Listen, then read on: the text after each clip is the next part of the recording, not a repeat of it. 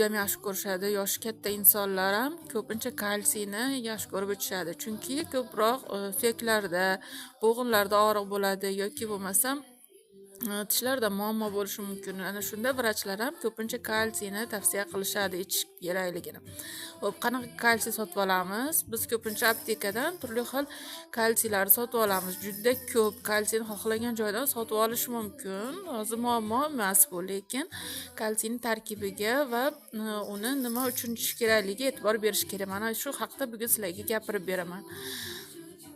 Mana hozir Nutrilite brendini birinchi o'qishni o'rgataman. Mana bu brendning nomi Nutrilite. 1934-yildan beri vitamin chiqaradi va vitaminning nomi kalsiy, magniy, vitamin D kompleks hisoblanadi. Bu 3tasi birda. Undan tashqari yana boshqa minerallar ham bor. U haqida gapirib beraman. Suyak uchun foydali, juda ham suyak uchun foydali. Bitta tabletkadan 3 mahal ichiladi va ichida 90 ta tabletka bor. Ana shu har bittasini massasi, общий massasi 86 gram tashkil qilar ekan. Ana qarang. Xo'p, nima uchun biz kalsiyni tanlaymiz? Kalsiy ko'proq bilamiz tishimiz va suyaklarimizga kerakli mineral hisoblanadi. Agarda yetarli bo'lmasa, ana shu kalsiy yetarli bo'lmagani hisobiga turli xil kasalliklar kelib chiqishi mumkin.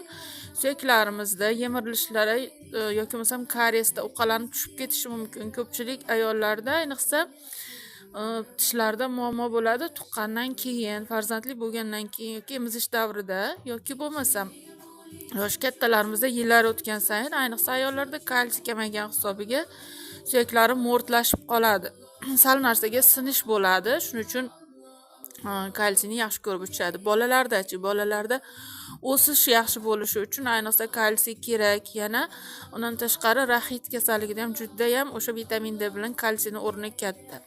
O'sayotgan bolalarga ham albatta kerak, bo'ylarni o'sishida ham kerak bo'ladi. Endi bu kalsiy nimadan tayyorlangan? Mana bu yerda hamma batlarda Nutrilite kompaniyasi rasmini ko'rsatib qo'ygan, nimadan tayyorlanganini.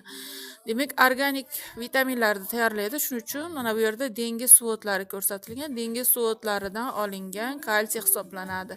Shuning uchun bu juda ham yaxshi so'riladi. Har bitta batni tarkibiga mana asarlarini propolis rasmi chizilgani, har bitta batni tarkibida propolis bor. U propolis ham aktiv qilib beradi o'sha ichayotgan har bitta batni hamda yaxshi saqlanishiga xizmat qiladi.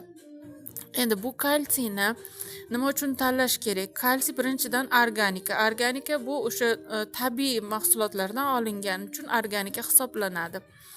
Xo'p, yana tarkibini hozir sizlarga to'liq tushuntirib beraman keyingi videoda.